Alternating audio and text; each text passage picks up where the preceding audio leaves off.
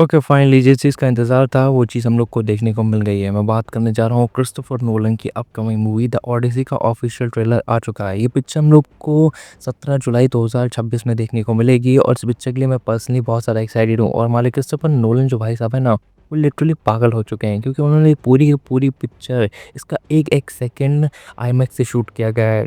जब हमने ट्रेलर को देखा तो वो बहुत ही ज़्यादा सुंदर तो लग ही रहा था। और हमारे क्रिस्टोफर नोलन भाई साहब को हर चीज़ प्रैक्टिकली करने की बहुत आदत होती है। हम लोग जानते हैं कि इसमें जो भी कुछ दिखाया गया है, इसका सेट है, वो बहुत हद तक रियल है। मतलब उनको कम से कम वीएफएक्स और ज़्यादा से ज़्यादा टेक्नोलॉजी को यूज़ करना आता है। भाई वो बंदा टेक्नोलॉजी को बहुत अच्छे से यूटिलाइज़ करता है, ठीक है? और वो पिक्चर की क्वालिटी से कोई कॉम्प्रोमाइज़ नहीं करता। हम लोग को अगर अब काश इंडिया में भी आईमैक्स के थिएटर होते तो भाई मज़ा ही आ जाता। जो ओरिजिनल ऑथेंटिक आइटम एक्स होता ना, वो देखने को मिल जाता तो भाई मज़ा ही आ जाता। मैं पिक्चर देखने के लिए कहीं भी जाता, लेकिन क्या कर सकते हैं, अभी इतना पैसा नहीं कि बाहर जा सकें। तो ओवरऑल मैं तुम्हें एक कहानी का छोटा-मोटा सिनॉप्सिस दे देता हूँ कि बेसिकली कहानी है क्या। एंशिएंट ग्रीक के एक पोएट थे जिनका नाम था होमर। उन्होंने 2 बुक लिखी थी। पहला था द इलियड और दूसरी थी द ओडिसी। जो इलियड थी त वो इलियड बुक थी, वो बेसिकली ट्रोजन वॉर के ऊपर थी। अगर तुम लोग को इसको समझना है तो 2004 की जो ट्रॉय मूवी है उसको देख लो, तुम बहुत अच्छे समझ जाओगे। एक तरीके से ट्रॉय बाय द ओडिसी का प्रीक्वल मान के चलो तुम लोग। इसके बाद उन्होंने लिखा था द ओडिसी, जिसमें हम लोग को ओडिसियस जो है ना, हम लोग का कैरेक्टर इसको प्ले कर रहे हैं मैट डेमन भाई। वो उसकी जर्नी है घर जाने की, कि ये लोग जब आते हैं ना ग्रीक से ट्रॉय, तो ये युद्ध तो लड़ते हैं और बहुत लंबा टाइम लगाते हैं और युद्ध को जीत जाते हैं। उसके बाद इन लोग को वापस घर भी जाना होता है। ये पूरी पूरी पिक्चर उस जर्नी पे बेस्ड है, ये लोग घर कैसे पहुंचते हैं। इसलिए जब सब कुछ सही हो जाता, मतलब पूरी युद्ध खत्म हो जाता है, पूरा युद्ध लड़ लिया जाता है और इसे युद्ध जीत जाता है और जीतने के बाद इसको घर भी वापस जाना होता है, तो वो भाई बनाता है एक बहुत बड़ी सी बोट और पूरे समंदर को क्रॉस करना होता है। बेसिकली तो समंदर को क्रॉस करने के लिए निकल जाता है रास्ते में, तो उन लोग को एक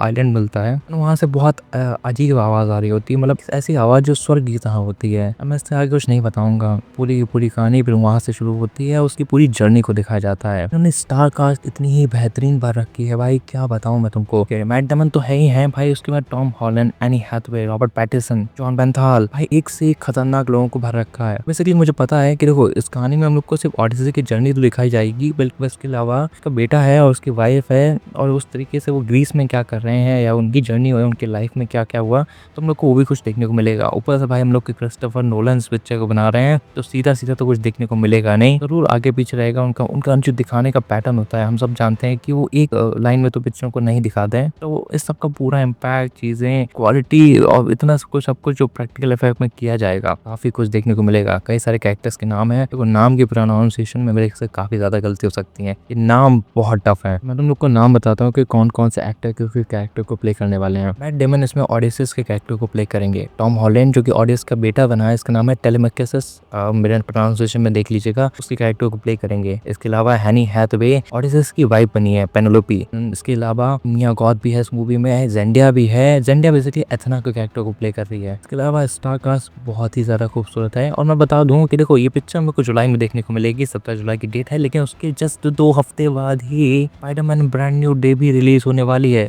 इस मूवी का अप्रॉक्सिमेटली बजट तो अभी नहीं पता। ओवरऑल मूवी के बारे में भी यही सब डिटेल्स थी। अगर तुम्हें ये वीडियो अच्छी लगी हो तो इसको लाइक एंड चैनल को सब्सक्राइब करना है। वीडियो देखने के लिए तुम लोग का धन्यवाद। Bye bye.